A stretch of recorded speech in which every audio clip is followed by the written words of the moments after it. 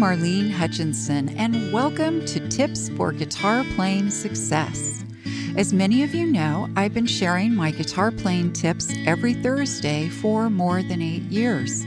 It's been my way to hopefully help you stay motivated, be inspired, and continue expanding your guitar playing journey.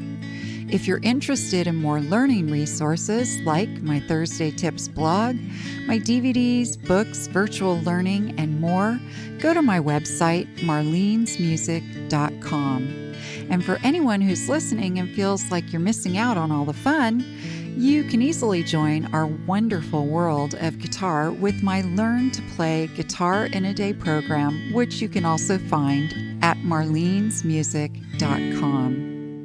Now on to today's tip. Today's tip is Be Your Own Drummer, String Slapping 101. Strumming and fingerpicking are a fun way to play guitar, and you can certainly play those rhythm patterns and be the happiest camper on the planet. But if you'd like to take your playing one step further, you might want to add some percussion into your playing.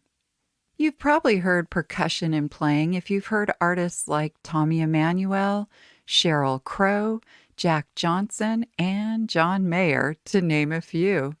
You can often hear percussion or drumming effects on the guitar while they're playing the chords and notes of their music. Today, I'll talk about how to incorporate a drumming effect into your strumming by using a string slapping technique. Basically, what that means is you'll briefly stop the string's vibration with your rhythm hand as part of the rhythm's count.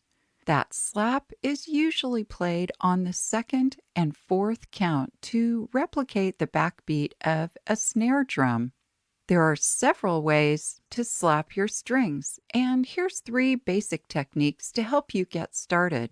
The first method is to use the top of your fingers to mute or stop the string vibrations.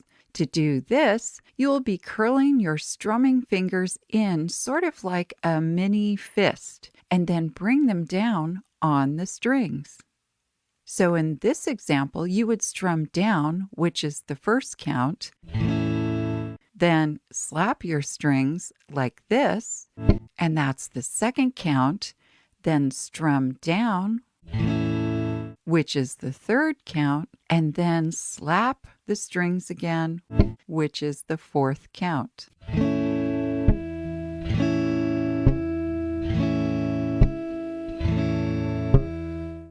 I'll talk about the other 2 methods in just a moment, but first a quick show break. Don't forget to show your support for this podcast by joining my podcast club. As a member, you'll receive cool rewards, including exclusive live monthly events with yours truly. So join today at the link in the show notes or on my website, MarlenesMusic1.com. Now, back to string slapping on your guitar.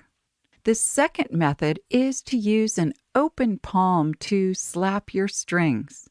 To do this one, you'll strum down, and for the slap part of this, you'll open your hand and use your open palm to mute the strings.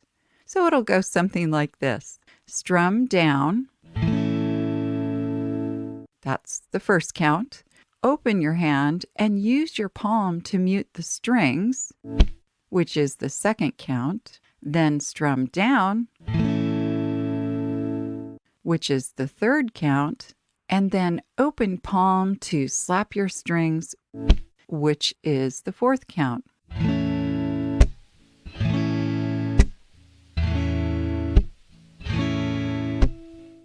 The third method is to use the side of your palm to slap the strings.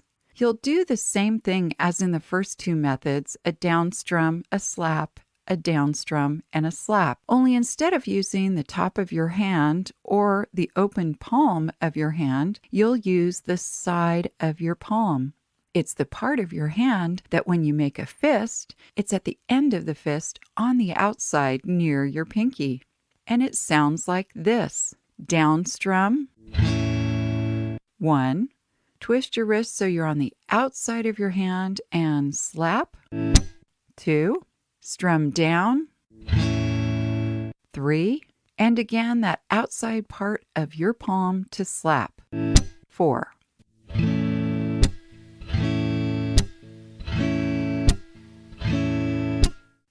By the way, if you'd like to see how to do each of these techniques, you can go to the video at my YouTube channel, MarlenesMusic1, and you can find the link in the show notes. It's a good idea to play around with all 3 of these techniques. You might find that one of them resonates a little bit more with you. Play around with them, practice them, get more comfortable with them, and try them out in some of your songs. It's a great way to keep the beat, and it adds some fun flavor to your songs. Plus, you'll probably wow your family and friends with your new style of playing. I hope this episode's tip has helped you to continue expanding your guitar skills and knowledge. If you'd like to learn more, check out the many learning resources available at my website, MarlenesMusic1.com. Thank you for joining today's podcast, and as I like to say, play on.